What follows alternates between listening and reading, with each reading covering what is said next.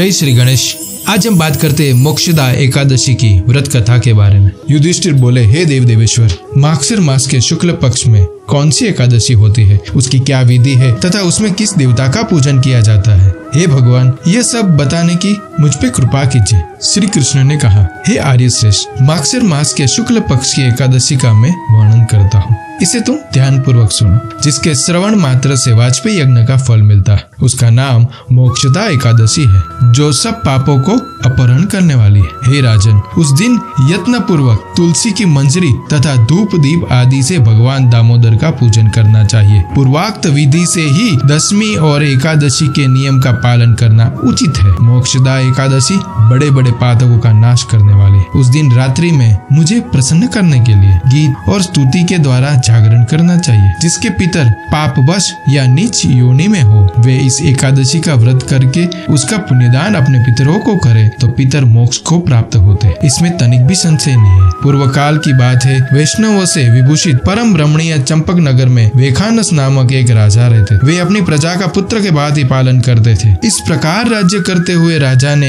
एक दिन रात को स्वप्न में अपने पितरों को नरक में पड़ा हुआ देखा। उस सबको इस अवस्था में देखकर राजा का मन बड़ा ही विस्मय हुआ और प्रातःकाल ब्राह्मणों से उन्होंने उस स्वप्न का सारा हाल कह सुनाया। राजा बोले, हे ब्राह्मणों, मैंने अपने पितरों को नरक में पाया हुआ देखा है। वे बारंबार रोते हुए मुझसे यो कह रहे थे कि तुम हमारे वंशज हो, इसलिए इस नरक समुद्र से हम लोगों को बाहर निकालो और हमारा उद्धार करो। हे ब्राह्मणों, इस रूप में मुझे पितरों के दर्शन हुए, इससे मुझे चैन नहीं मिल रहा है। मैं क्या करूं? मैं कहाँ जाऊं? मेरा हृदय कांप रहा है, मुझे विस्मय हो रहा है। हे ब्राह्मणों, वह व्रत, वह तप और वह योग जिससे मेरे पूर्वज तत्काल नरक से छूट पाए, ये बताने की कृपा कीजिए। मुझे बलवान तथा साहसी पुत्र के जीते जी मेरे माता पिता नरक में हो, ऐसे पुत्र का क्या लाभ? ब्राह्मण बोले, हे राजन, यहाँ से निकट ही पर्वत मुनि का महान आश्रम है। वे भूत और भविष्य के भी ज्ञाता है। हे राजा, आप उन्हीं के पास चले जाइए। ब्राह्मणों की बात सुनकर महाराज वेखानस शीघ्र ही पर्वत मुनि के आश्रम पर गए और वहाँ उस मुनि श्रेष्ठ को देखकर उन्होंने दंडवत प्रणाम करके मुनि के चरणों का स्पर्श किया। मुनि ने भी राजा से राज्य के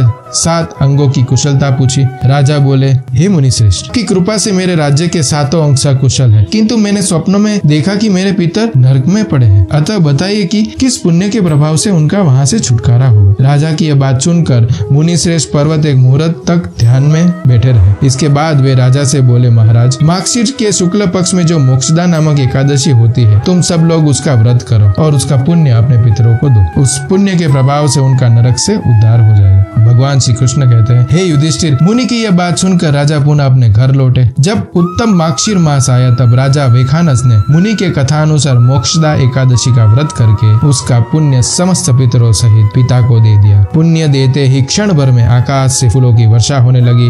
वेखानस के पिता पितरों सहित नरक से छुटकारा पा गए और आकाश में आकर राजा के प्रति यह पवित्र वचन बोले, बेटा, तुम्हारा कल्याण हो। यह कहकर वे स्वर्ग में चले गए। हे राजन, जो इस प्रकार कल्याणमयी मोक्षदा एकादशी का व्रत करता है, उसके पाप नष्ट हो जाते और मरने के बाद वह मोक्ष को प्राप्त कर लेता। यह मोक्ष देने वाली मोक्षदा एकादशी मनुष्य के लिए चिंतामणि के समान समस्त कामनाओं को पूर्ण करने वाली। इस महात्म्य के पढ़ने और सुनने से वाजपेयी यज्ञ का फल मिलता। इस दिन गजेंद्र मोक्ष का पाठ कर सकते हो, सुन सकते हो। गीता को कोई अध्याय का पाठ करना या सुनना, विष्णु सहस्त्र नाम का पाठ करना या सुनना बहुत ही उत्तम होता है। कैसे भी करके इस दिन जितना हो सके ओम नमो भगवते वासुदेवाय मंत्र का जाप कर सकते हो। कृष्णाय वासुदेवाय हरे परमात्मने प्रणत क्लेश नाशाय गोविंदाय नमो नमः। अगर आपको वीडियो अच्छा लगा हो तो इसे लाइक कीजिए, दूसरों के साथ शेयर कीजिए और इस चैनल को सब्सक्राइब कीजिए। ओम नमः शिवाय। जय श्री कृष्ण।